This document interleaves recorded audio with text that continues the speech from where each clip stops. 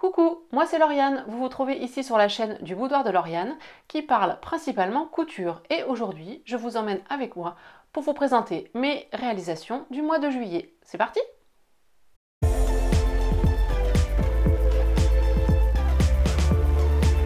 Je vous retrouve donc aujourd'hui pour vous présenter mes dernières réalisations. Donc j'ai pas trop traîné à faire ce journal de couture parce que j'ai pas mal cousu finalement courant juillet, enfin pas mal. Pour moi, je pensais moins coudre et je me suis dit que si j'attendais fin août-septembre, ça allait faire des vidéos beaucoup trop longues. Donc aujourd'hui, on va se retrouver pour 3 réalisations pour moi. Je regarde en bas parce qu'elles sont là. 3 réalisations pour moi. Une réalisation pour moi qui est un flop total et un accessoire. Avant de commencer, je vous dis ce que je porte. Aujourd'hui, je porte ma blouse Sun que j'avais réalisée l'année dernière. Donc c'était ma première version de cette blouse qui est dans un tissu crêpe rose, un peu un rose poudré. Et voilà, je l'adore, je la porte, je la lave, je la porte, je la lave, je la porte. Je pense que c'est une de mes cousettes que je porte le plus et que j'aime vraiment beaucoup, vous le savez, j'aime beaucoup ce patron de Sun. Et d'ailleurs, je vous en parlerai, je pense que ce sera la dernière réalisation que je vous présenterai. J'en ai encore fait une version, j'avoue, j'ai encore fauté, non, mais voilà, vous le savez, j'aime ce patron. Donc cet épisode ne fera pas exception et on parlera de ce patron. Mais pour commencer, on va attaquer avec les accessoires plus que j'en ai un seul. Et il se trouve que c'est pour ma fille. Ma fille a eu 5 ans fin juillet et dans ses cadeaux, j'ai cherché à lui faire une thématique autour des licornes, on va dire. Enfin, elle aime bien ça. Et j'avais dans mon stock de tissus, un tissu forcément avec des licornes, puisque je lui avais déjà réalisé un sac Boston, si vous vous souvenez que je vous ai présenté dans mon dernier journal de couture, je crois, avec ce tissu licorne. Et donc là, j'avais envie de lui faire une petite trousse pour qu'elle puisse mettre ses crayons, ses tampons, enfin bon, elle a plein de choses à ranger. Donc je suis partie sur la trousse Zip Zip de Sacotin, que j'ai déjà réalisé, que je vous ai déjà présenté ici. Donc cette trousse Zip Zip, c'est un patron PDF que vous pouvez acheter sur le site de Sacotin, je crois pour 5,90 €. Je vous mettrai le prix si c'est pas le bon, mais je crois que c'est ça, ou 6,90 € peut-être. J'ai pas renoté le prix parce que je l'ai depuis un moment. Donc là, j'ai fait la trousse version 3, donc un peu en biais sur les côtés, pas droite, et en taille médium, qui est la plus petite taille. Sinon, vous pouvez faire la taille large. C'est cette taille-là que j'avais choisie pour faire la trousse de toilette. Et il faut 2 fermetures éclairs pour cette trousse de 20 cm. Je n'avais pas. Je n'avais que des 25. Je suis donc partie avec ces 25 que j'ai recoupé en fait. Et ça marche très très bien. Et pour, je vais vous la montrer tout de suite, pour les cotons, j'ai donc choisi le tissu licorne que je vous ai déjà présenté pour le sac Boston. Je crois que c'était pour l'extérieur, c'était pas pour l'intérieur. Et à l'intérieur, je suis partie aussi, en fait je suis restée tout licorne. Tout licorne, même aussi pour l'intérieur. Et les 2 fermetures éclairs, donc une rose, une violette. Donc vous voyez, c'est la forme un peu évasée comme ça, qui est un peu plus féminine, on va dire. Le coton vient de chez Mondial Tissu. J'ai entoilé et mis du molleton thermocollant, parce que vous voyez, elle se tient en fait. J'ai rien dedans, là elle est totalement vide. Mais avec le molleton thermocollant, ça apporte une certaine tenue que j'ai acheté aussi chez Mondial Tissu. Si vous ne savez pas poser du molleton thermocollant, Sacotin a des tutos sur son blog qui expliquent parfaitement comment le poser, comment ne pas avoir de soucis avec. Donc vous trouverez toutes les explications dessus. C'est ma 5e, 6e version de ce patron qui roule tout seul, qui n'est pas très long à faire. Je pense que voilà, j'ai vraiment rien noté parce que j'ai eu aucune difficulté. Je vous disais au début que j'avais recoupé les fermetures, donc en fait, au bord là on met des petites languettes pour que ce soit d'une plus jolie. Voilà, ici. Et de 2, ça permet de bien finir la fermeture. Donc j'ai cousu les languettes, puis coupé après. J'ai pas coupé avant, sinon votre zip risque de se défaire tout seul. Et puis voilà. Aucune difficulté. Mes raccords en bas sont très jolis, donc ça, vous savez que j'aime bien ça. Voilà, elle a, je pense, plus à ma fille. Là, elle a encore rien mis dedans, mais elle est repartie en vacances chez les autres grands-parents, là. C'est la série. Donc voilà pour cette autre zip-zip sur laquelle je ne vais pas m'attarder. Je continue maintenant avec les patrons que j'ai fait pour moi. Donc dans ma dernière vidéo, si vous l'avez regardé, je vous parlais, dans mon dernier journal de couture, pas dernière vidéo, je vous parlais de mon projet en cours qui était le chemisier vitamine d'Ivan Soufflé. Donc il est terminé, c'est lui dont je vais vous parler là maintenant. Donc ce patron, je l'avais acheté au Salon Création et Savoir-Faire en décembre, sous un format bien particulier, parce que normalement Ivan S, ce ne sont que des patrons PDF, mais là comme elle était présente sur le salon, elle a fait un système de boîte comme ceci pour ces patrons où à l'intérieur vous avez les planches de patrons imprimées et on avait une carte avec un code pour aller récupérer les explications PDF sur son site. Donc ça a très bien fonctionné ce système. J'avoue que j'aime bien l'idée d'avoir voilà, les planches de patrons. Là c'est une aquarelle qu'elle avait fait faire par Mon Royaume sur Instagram, qui fait des très jolies choses en aquarelle. Et puis c'est vrai que je l'avais acheté sur le salon auprès de la créatrice, j'avais pu discuter avec elle, donc c'est vrai que c'était chouette. Donc ce patron, au départ, je voulais le faire en manche 3/4. Et puis comme je ne me suis pas lancée, voilà, je l'ai fait, elle était arrivée, quand j'ai eu envie de le faire, je me suis dit que sans manche, ce serait bien aussi, parce que c'est un patron. Ah là, du coup, je ne peux pas vous montrer toutes les versions, parce que j'ai pas de livret et j'ai pas imprimé les explications. Non, là, j'ai que le patron. C'est un patron que vous pouvez faire dans plein de versions différentes, avec manche, sans manche, avec plein de cols. Il y a des options pour faire plein de cols différents. Manche 3/4 aussi. Vous avez des pinces ici assez particulières. Vous pouvez faire une découpe, insérer un volant. Enfin, il y a plein d'options. Moi, je l'avais payé, je crois. J'ai pas le prix là, mais peut-être 14,90 ou quelque chose comme ça. Peut-être une quinzaine d'euros sous ce format-là. Là, actuellement, en PDF, je ne connais pas le prix parce que c'est vrai que je ne suis pas allée voir juste avant de vous tourner cette vidéo. J'aurais pu me renseigner ou le noter, mais je vous insérerai le prix actuel. C'est un patron qui va du 32 au 54, donc ça couvre quand même pas mal de taille. Donc pour ma part, je l'ai fait en taille 40 selon mon tour de poitrine. J'avais noté option manche 3/4, mais non, c'était ma version initiale. Là, je suis partie en manche courte. Alors en fait, c'est avec des mancherons, c'est un petit peu comme ça. Ça dépasse un peu, c'est pas juste sans manche. Sans pli d'aisance au dos, parce que vous avez l'option pli d'aisance que vous pouvez rajouter. Et le col, j'ai pris la version col officier, donc c'est un petit col droit. Je vais vous le montrer tout de suite, ce sera plus simple. Donc voici ma version. Dans ce coton fleuri de chez Mondial Tissu que j'avais acheté en début d'année, donc je trouvais que ça se prêtait plutôt bien au printemps, même voire à l'été maintenant, parce que je l'ai cousu sans manche. Donc si je le zoome un petit peu, pour que vous voyez, toc. Il y a des petites taches de couleur sur les fleurs, c'est plutôt chouette comme tissu. C'est un coton, hein, mais il a une bonne tenue. Il n'est pas souple. Et j'ai donc réalisé la version mancheron. Alors c'est pas évident sur le tissu. Voilà, on voit bien là qu'il y a des petits mancherons. Donc ce patron, j'ai découpé, donc forcément j'ai pas eu à assembler le PDF, j'ai découpé mon patron. Alors chez Ivan Soufflé, il faut ajouter les marges de couture parce qu'elles ne sont pas incluses, donc ça c'est vraiment le seul petit défaut que je pourrais lui reprocher, ou alors il faudra qu'elle mette l'option quand on imprime un PDF, ajouter les marges ou sans les marges. Je pense que c'est énormément de travail, donc là j'exagère un peu, mais c'est la seule chose. Moi je préfère quand les marges de couture sont incluses, mais bon, on ne peut pas tout avoir. Donc j'ai pas eu de soucis, j'ai découpé la taille 40, je vous l'ai déjà dit. Je n'ai pas eu beaucoup de difficultés pour coudre ce patron, parce que vous voyez, vous avez un dos. J'ai pas fait des coutures anglaises, non, j'ai surjeté mes coutures. Mais vous pouvez, elle propose, hein, dans ses explications, de faire des coutures anglaises pour avoir une finition plus propre si vous le souhaitez. Moi, j'ai pas imprimé ces explications parce que voilà, ces explications sont très complètes. Vous avez une version allégée, mais bon, je prends la tablette en fait et voilà, je la mets à côté de moi quand je couds. Et franchement, c'est aussi bien. J'imprime vraiment que le patron ou des explications de choses dont j'ai besoin que ce soit imprimé, mais là, sur la tablette, ça passe très bien. Donc la seule difficulté que j'ai eue, et je vous l'avais évoqué la dernière fois, c'était au niveau de l'emmanchure. Je me sentais, au moment de l'essayage, je me sentais un peu gênée. Comme souvent, et ce que je vous expliquais aussi la dernière fois, c'est que maintenant, dorénavant, j'allais essayer de toujours un peu anticiper ça, parce que là, du coup, comme on s'est rendu compte, le côté était déjà cousu, j'ai creusé au ciseau un peu sauvagement, pour agrandir un peu, enfin pour abaisser l'emmanchure.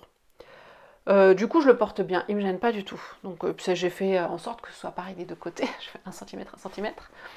Et ça va, l'emmanchure se pose bien. Donc, je pense que j'ai une forme d'emmanchure qui est un peu plus large, creuse que les emmanchures classiques, on va dire. Je sais pas trop. Mais après ça roulait. Par contre, pour la finition intérieure des manches, elle propose des parements d'emmanchure, donc qui sont des pièces assez larges qu'on vient poser un peu comme un biais à l'intérieur. Mais bon, c'est vraiment comme une parmenture en fait, c'est ce qu'elle a, un parement d'emmanchure. Sauf que dans ce coton, ça faisait vraiment une épaisseur et c'était raide.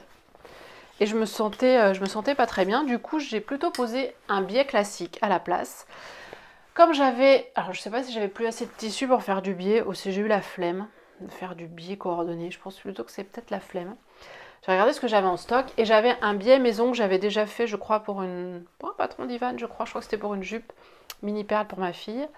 Et j'ai posé ce biais. Donc vous voyez, il n'est pas très très assorti en fait. Enfin, ça choque pas parce qu'en plus c'est à l'intérieur. En fait, il y a ce que je me suis dit, c'est que ça rappelait le violet, le rose, le jaune, le bleu, des fleurs. Après, voilà, c'est à l'intérieur et ça cache tout l'assemblage de l'emmanchure. Et là, vu que là, on est à vide, je sais pas comment dire. En fait, là, il n'y a pas de manche, là, c'est vraiment le tissu du corps. Il faut bien quelque chose pour terminer. Donc, c'est terminé au biais. Mais quand on est sur l'endroit, vous voyez, là, le mancheron, là, le biais, il est à ce niveau-là. Et en bas, une fois porté, ça se voit pas. Donc ça me convenait parfaitement. Ensuite, il y a une patte de boutonnage. Donc cette patte de boutonnage, je l'ai entoilée avec de la viseline G405. Et je crois que c'est ce qui est conseillé, j'en suis même sûre. Et franchement, nickel.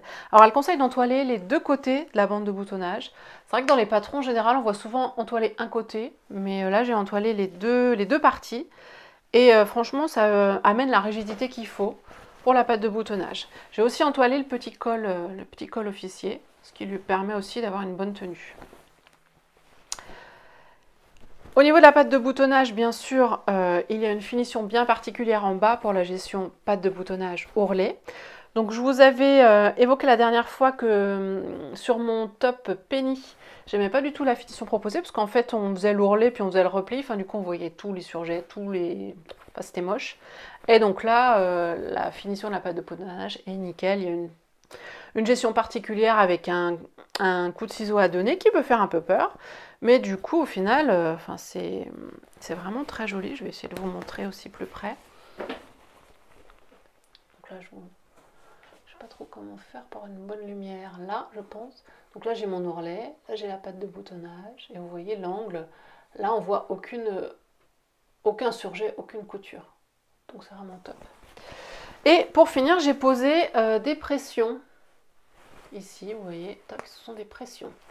Alors au départ, j'avais acheté des boutons exprès pour ce chemisier, blanc, un peu blanc nacré.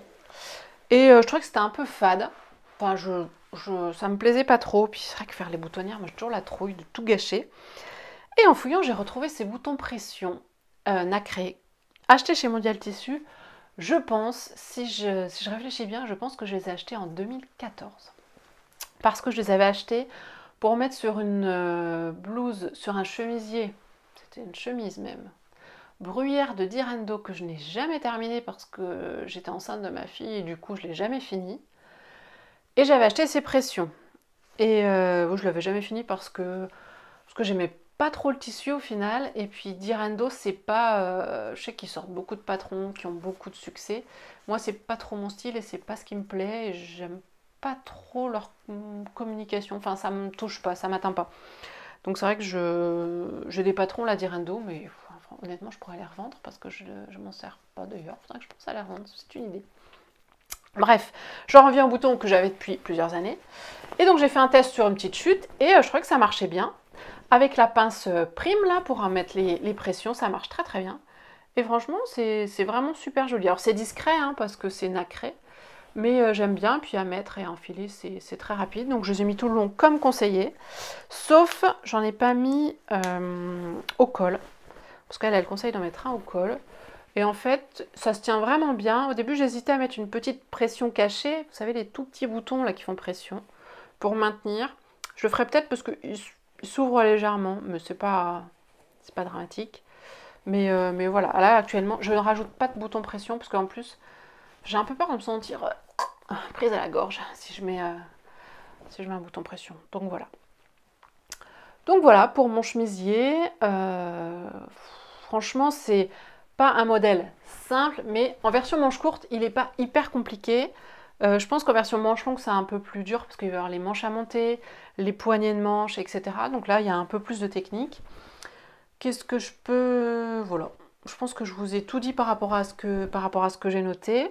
Donc le détail caractéristique des pinces en travers, là, ce ne se voit pas du tout parce que mon tissu est très chargé. Mais les pinces, au lieu d'être là, au niveau de la poitrine, enfin si elles sont au niveau de la poitrine, mais elles sont, vous voyez, je les trouve même pas. Mes pinces. Ah, mais je peux peut-être vous montrer sur l'envers. On verra peut-être mieux. C'est le détail un peu bien particulier de ce patron. Est-ce que vous la voyez, la pince là? Si, elle est là. Elle est là, au lieu d'être sur le côté. Enfin, c'est assez particulier. J'avais jamais vu ça sur un autre patron, mais c'est ce qui fait aussi l'originalité de ce patron d'Ivan Soufflé, qui est vraiment... sur lequel je n'ai rien à redire, quoi. Comme toujours avec cette marque de patron. Je vous laisse avec le petit défilé pour voir le chemisier porté.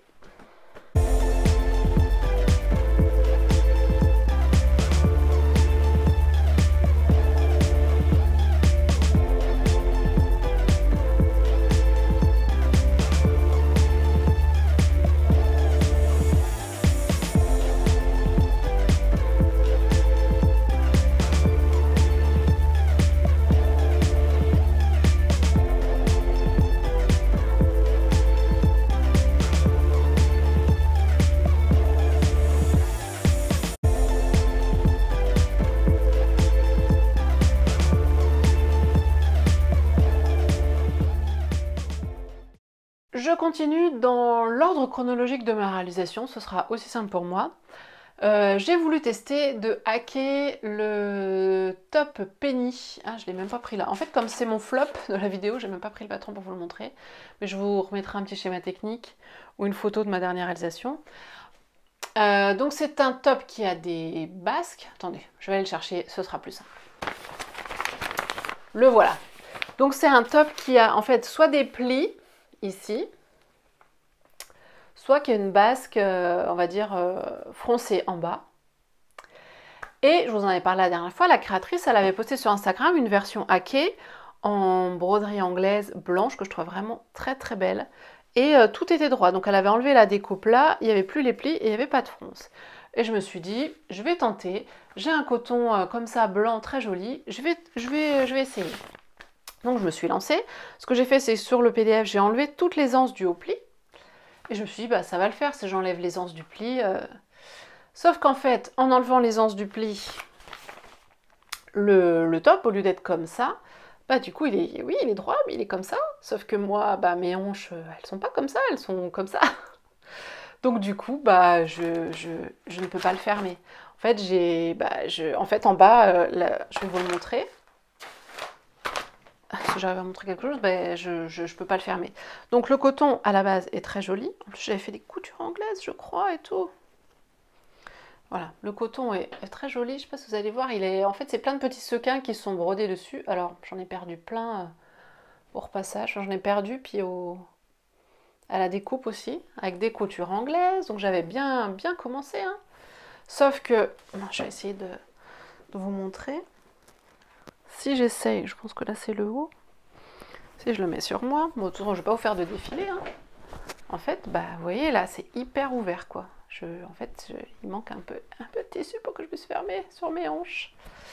Alors, hanche large ou pas hanche large, là n'est pas la question. C'est juste qu'un haut, en fait, je pense que c'est un peu évasé, quoi. Mais je ne sais pas patronner. Je n'ai jamais patronné. Je n'ai pas plus réfléchi que ça. Donc c'était raté et j'ai pas refait parce que j'ai pas eu envie de me casser la tête à modifier le patron. En fait, pour l'instant, parce que je dis pas que je le ferai jamais, c'est pas quelque chose qui m'attire, qui m'intéresse. J'ai plus envie de coudre des choses, voilà, suivre des patrons. Donc du coup, pour l'instant, ça reste comme ça. Je sais pas trop ce que je vais en faire parce que peut peut-être récupérer le tissu pour ma fille quand même, pour faire quelque chose dedans. Mais voilà, donc j'ai même pas fini, j'ai pas mis de bretelles, rien. C'est dommage parce que la créatrice du patron a vraiment fait une version très belle. Après, j'avoue que je lui ai posé la question sous cette photo et que ça fait plus d'1 mois et demi, je pense, et je n'ai toujours pas de réponse. Donc, au-delà du fait que je trouvais ce patron un peu quand même léger en explication, là, j'avoue que moi, en tant que cliente, j'aime bien quand on me répond. Après, c'est sur Instagram, je me dis, le message, elle l'a peut-être pas vu dans les commentaires. Mais c'est vrai que j'avoue que j'aime bien en tant que... Voilà, j'aime bien voir, je me sens un peu considérée quand je pose une question et que j'ai une réponse. Ça fait partie, je trouve, de l'image de la marque. Je vais faire une petite parenthèse pour justifier là ce que je vous explique. Hier est sorti le dernier patron d'Ivan Soufflé, que j'ai acheté, mais je reviendrai dessus à la fin. C'est un haut, c'est un débardeur. Et je suis allée mettre un commentaire sous sa photo Instagram et ça me mettait 393 commentaires déjà écrits. Donc moi j'ai mis le mien, c'est vrai que chacune met voilà, un petit truc personnel. Oh super, c'est le dernier patron qui me manquait. Ah bah justement, je pensais en faire un, je suis contente de le trouver, enfin bref. Et sous chaque commentaire, j'ai regardé, il y a une réponse d'Ivan Soufflé. Alors Ivan Soufflé ou son équipe, parce que je crois qu'elle a une assistante, à la limite, voilà, c'est la marque qui répond. Donc chaque commentaire, il y a une réponse personnalisée. En plus, c'est pas juste merci ou bonne couture ou juste un petit cœur. Il y a quelque chose de personnalisé quand la personne a mis un message personnalisé. Et ça, moi j'aime bien. Enfin, je trouve que ça montre toute la considération que la créatrice, que la marque a pour ses, pour ses clientes, quoi, pour les gens qui achètent ses patrons. Et du coup, là, c'est vrai que quand je vois que la créatrice, là, m'a même pas répondu. Après, je sais qu'Instagram, je pense qu'on a vite fait louper des commentaires. Donc, c'est pour ça que je vais pas cracher dessus. Mais je vais souligner que, voilà, le fait qu'il y a d'autres marques qui le font parfaitement. Après, oui, elle a sûrement une équipe. Je crois hein, qu'elle a une assistante. Donc, c'est peut-être plus simple. Mais je sais pas, moi... sous mes vidéos, je réponds à tous mes commentaires. Alors après, j'en ai 10, 20, 30. C'est sûr que ça ne me prend pas des heures. Mais il y a toujours un moment dans la semaine ou dans la journée en fonction où je me dis, faut que j'aille répondre. Parce que moi, quand je laisse un commentaire, j'aime qu'on me réponde. En fait, je trouve que c'est... Voilà, on partage. C'est pas juste à sens unique qu'on partage. Moi, je veux des commentaires qui me disent que j'aime ma vidéo. Non, c'est pas ça. Moi, je veux des commentaires constructifs qui me disent qu'ils aiment ma vidéo. Oui, c'est mieux. Mais qui me disent, tiens, moi aussi, j'ai testé le patron. Tu pourrais faire ci, tu pourrais faire ça. Et je réponds. Et il y a un échange derrière. Voilà, je ferme la parenthèse. Je mets ce top de côté et je passe à la réalisation suivante. Pour ma réalisation suivante, j'ai enfin utilisé le livre dont je vous ai parlé rapidement la dernière fois, qui s'appelle « Coudre le stretch » de Marie Poisson.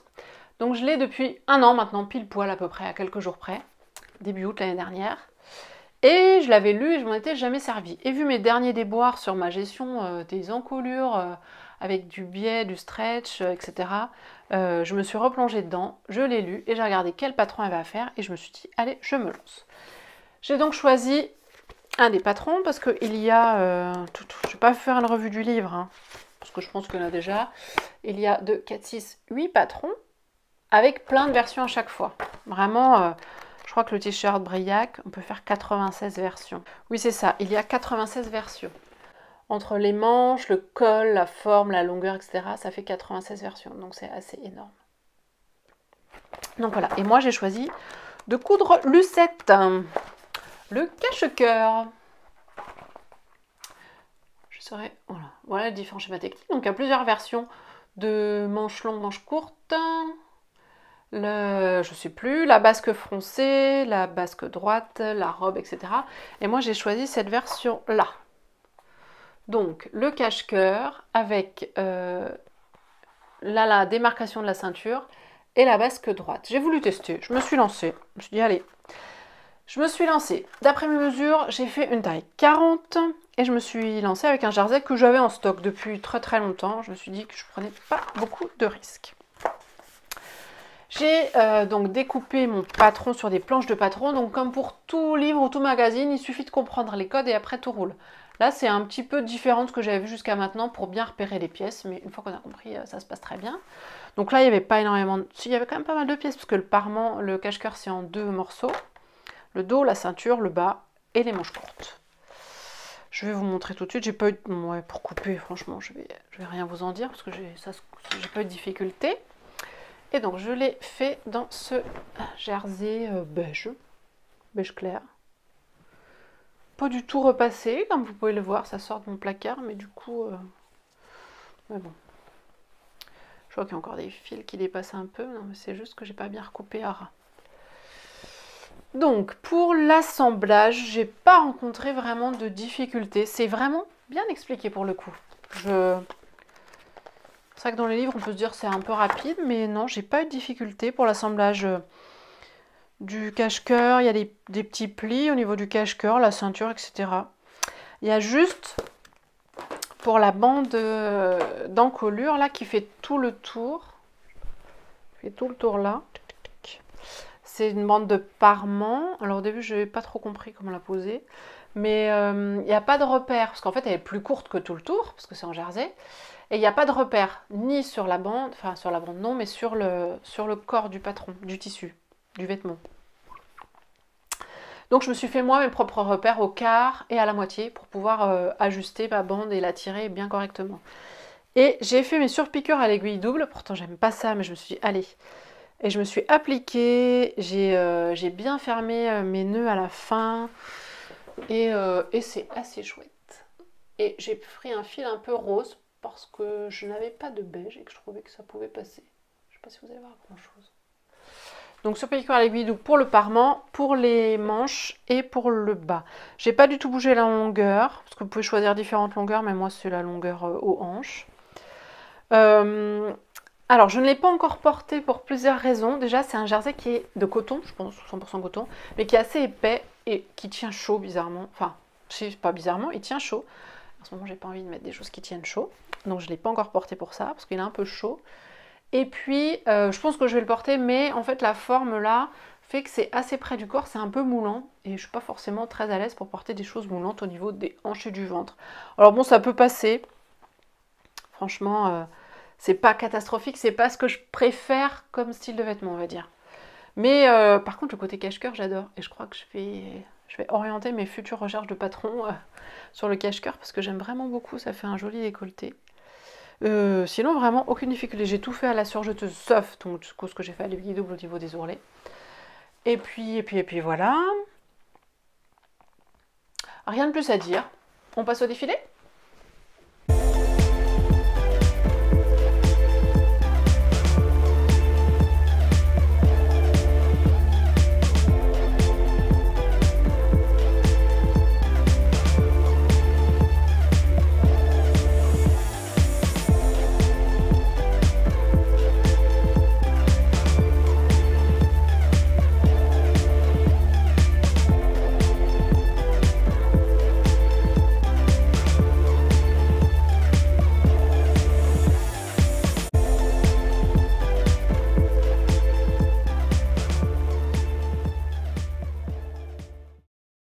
Je termine cette série de réalisations de juillet avec une robe Sun. Donc je vous en parlais au début. Donc Sun, c'est cette blouse, mais c'est aussi des robes.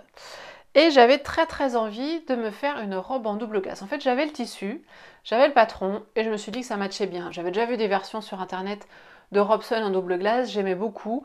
Là, comme il a fait très chaud, je me suis dit, oh, j'aurais une robe comme ça, ce serait chouette. Bon, je l'ai finie après la canicule, mais bon, bref, elle est finie, je suis prête pour la prochaine canicule. Donc, qu'est-ce que je peux vous dire? Donc, c'est un patron de PM Patterns que je vous ai déjà présenté maintes et maintes fois, donc je ne vais pas revenir trop dans les détails. Je vous remettrai un schéma technique ici. Bon, là, j'ai mon patron, mais ça ne va pas vous... En plus, c'est le patron de la... c'est le schéma de la blouse, donc non, je vous réinsérerai là, sur le côté, le schéma technique de la robe. Taille 40, double gaze jaune de chez Mondial Tissu. J'ai inséré un passepoil cuivré que j'avais, enfin cuivré, ouais, doré, que j'avais acheté l'année dernière chez Mercerie Extra. J'avais fait une grosse commande de bobines pour ma surjeteuse, bobine de fil, et j'avais pris quelques petits trucs en plus, dont ce passepoil qui se coordonne parfaitement. Et donc version sans manche, enfin à mancheron. Je vous la montre tout de suite. Ce sera. Alors ça rendra mieux porté, hein, parce que là. En plus, voilà, je ne peux pas vous la montrer jusqu'en bas, mais je vais vous montrer au moins le haut. Bah, vous voyez, c'est le même système. Donc cette double gaze jaune que j'avais acheté à Mondial Tissu il y a un an, je pense, septembre l'année dernière, que j'aimais vraiment et j'en avais bien largement assez. Donc le truc de la double gaze, moi j'avais un peu peur parce que c'est un tissu en fait qui se rétracte un peu et j'avais lu que certains avaient des difficultés pour coudre ce tissu. Donc j'ai lu les conseils. En fait, c'était conseillé de le laisser vivre le tissu, ni l'étendre ni le replier, mais de le laisser, voilà. Si vous le repassez, vous laissez bien refroidir que le tissu reprenne sa forme et vous cousez tranquillement. Et franchement, j'ai eu aucun souci. La seule petite difficulté, c'était au moment de la couture de l'élastique, parce que là, il faut forcément étirer l'élastique et j'avais peur de trop tirer en même temps sur le tissu. Mais je me suis reprise à 2 fois. J'ai commencé, ça allait pas, et après, j'ai bien mis plus d'épingles et c'était bon. Et puis voilà, j'ai contrasté l'empiècement là du haut du dos intérieur avec du Liberty. Je ne sais pas absolument plus le nom. C'était une chute qui me restait de l'époque où j'avais cousu du Liberty pour mon fils, donc alors moi 6-7 ans, 6 ans, 5-6 ans peut-être. Parce que moi les chutes, alors autant quand c'est des tout petits bouts et que je sais que je peux rien en faire, j'hésite plus à les jeter. Par contre le Liberty, j'avoue, je garde tout, j'ai tout gardé jusqu'au moindre millimètre carré. Et donc là, j'avais vu des versions comme ça où les filles contrastaient un petit peu. Et je trouvais ça chouette. Et je me dis même qu'en fait, si j'avais contrasté sur l'extérieur, ça aurait été aussi très très joli. Parce que vraiment, si je vous montre l'intérieur, du coup, l'envers, si j'y arrive, ça fait aussi très très joli. Vous voyez, ça pourrait se porter comme ça. Bon, voilà, forcément, j'ai les surjets des manches, donc c'est pas très joli, c'est vraiment l'envers. Mais je pense que j'aurais pu le mettre sur l'extérieur. Je le saurai pour la prochaine fois. J'ai mis du passe-poil, comme je vous le disais au début. Donc pour celles qui connaissent ce modèle, si je vous montre de plus près, vous allez vous dire que j'ai rencontré, enfin il y a quelque chose de différent. En fait le passe-poil il s'arrête là, et normalement il aurait dû continuer même là aussi.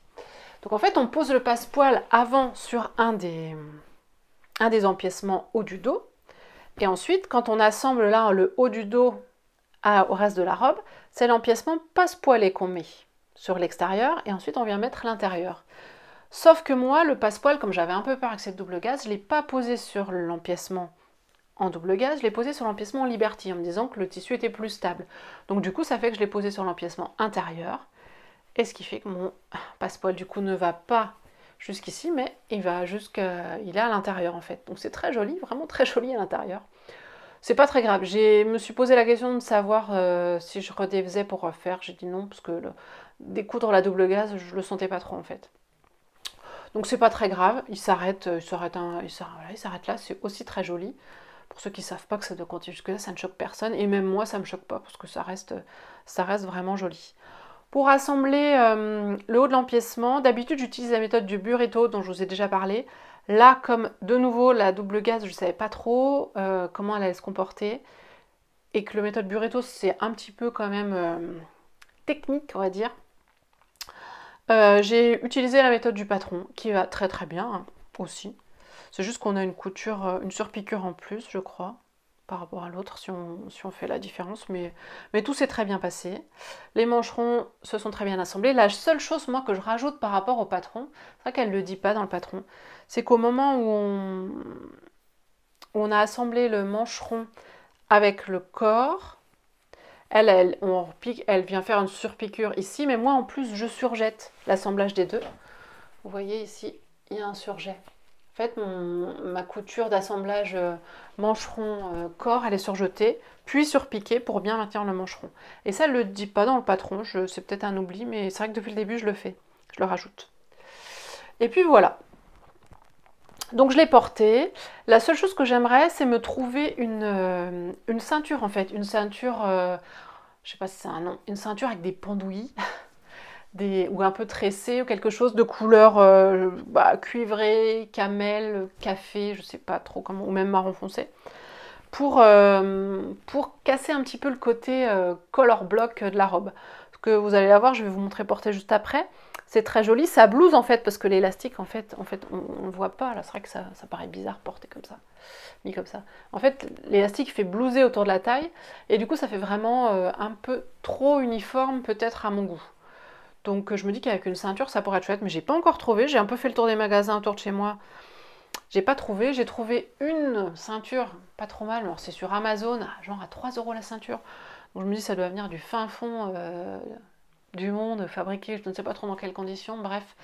Ça me fait un peu suer de faire venir une ceinture comme ça, c'est sûr elle est pas chère, mais bon. Ça m'embête un peu, on va dire éthiquement, donc je pense pas que je vais la prendre. Je vais essayer de trouver quelque chose ou de me la fabriquer moi-même, je sais pas. Je vais voir. Mais sinon, je suis vraiment très contente de cette robe. Il me semble qu'elle vous a énormément plu sur Instagram parce que j'ai eu, je crois, plus de 300 j'aime. Moi, mes photos en général sur Instagram, j'ai 50, 60, 80 j'aime, pas commentaires, hein, mais j'aime.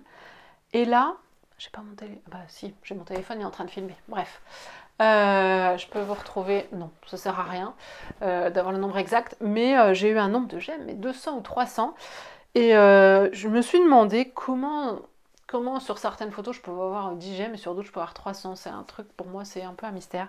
Je pense quand même que ce qui a plu en fait, enfin ce qui a attiré autant cette photo, c'est le Liberty. Je suis sûre que s'il y avait peu de Liberty, j'aurais eu moins de j'aime. Après, moi je suis pas du tout à la course aux j'aime ni au nombre d'abonnés. Vous le savez, je m'en fiche. Moi, mon compte Instagram, il vit comme il vit. Donc, je peux pas dire que ça me fait pas plaisir d'avoir 300 j'aime. C'est des gens qui sont passés là, avec qui j'échange pas du tout, qui me mettent jamais de commentaires, qui reviendront jamais. Donc, pour moi, c'est un peu virtuel et abstrait tout ça. Mais bon, voilà, je sais qu'elle vous a beaucoup plu, mais l'essentiel, c'est qu'elle me plaise à moi. Et elle me plaît. Je vous montre ça tout de suite en images.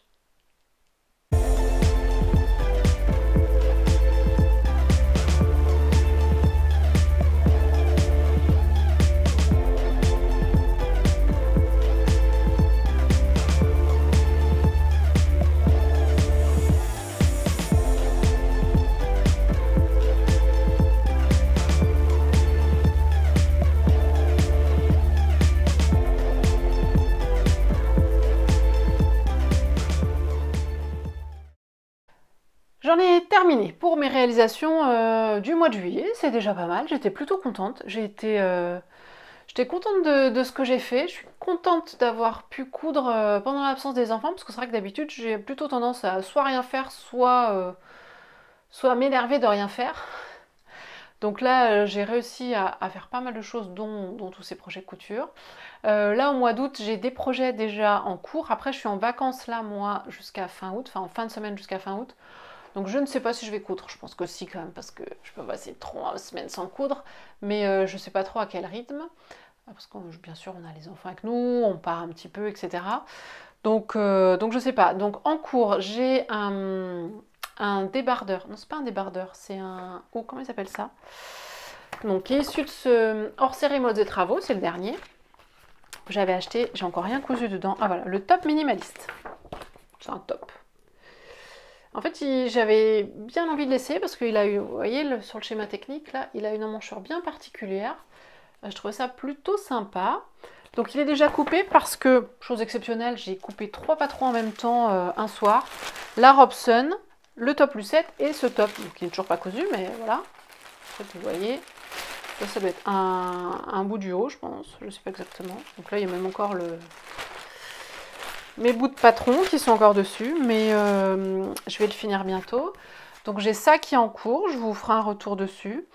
Et puis j'aimerais me refaire des lingettes démaquillantes, bon ça c'est pas très passionnant, mais c'est bien utile.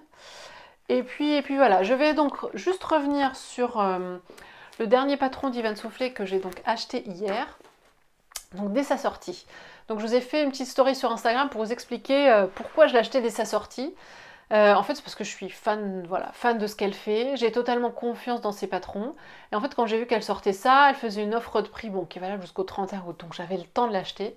Mais je me suis l'acheter là où le 30 août, ça changera rien. Je sais que je veux l'acheter. Et puis, même si j'arrive pas à coudre de débardeurs là dans l'été, je me dis je l'aurai pour l'été prochain. Même l'hiver, moi, je mets des débardeurs souvent sous mes blouses ou sous mes chemisiers parce que voilà, j'ai souvent froid. Et je mets une petite couche en dessous, donc si on choisit un tissu assez fin et qu'il n'est pas trop évasé, assez près du corps, un débardeur ça peut se porter. Donc si je peux faire les miens, ce sera encore mieux. Donc là je pense quand même que je vais le tester courant août parce que j'ai fait les soldes chez Mondial Tissu là il y a 10 jours et j'ai un tissu qui irait très bien, voire même 2 tissus qui iraient très bien. Donc je pense que je vais le tester. Mais je vous conseille vraiment d'aller l'acheter si vous aimez, voilà, si vous aimez le style d'Ivan, si vous aimez les patrons très détaillés, avec des finitions soignées, etc. Et puis voilà, moi j'aime beaucoup ce que transmet la marque. Au Volateur, je vous ai raconté la petite anecdote sur leur photo Instagram. Bon, pour moi, ça contribue au fait que c'est ce que j'aime et ce qui me plaît dans cette marque. Ce journal de couture est donc terminé. Si vous avez aimé cette vidéo, n'hésitez pas à mettre un petit pouce en dessous de cette vidéo et à me laisser des commentaires. Je viendrai vous répondre avec grand plaisir. Si vous avez des questions, n'hésitez pas non plus, je vous répondrai. Vous pouvez aussi me suivre sur Instagram où je suis beaucoup plus active active entre guillemets, que sur YouTube, oui. Je suis pas tous les jours non plus sur Instagram, enfin je poste pas tous les jours, mais j'essaye de partager régulièrement. Alors je vous partage par contre pas que sur la couture, je partage vraiment sur tout ce que j'aime, mais n'hésitez pas à aller me suivre là-bas. N'hésitez pas à vous abonner à ma chaîne, à vous abonner aux notifications pour ne louper aucune autre vidéo. Et puis je vous dis à très bientôt.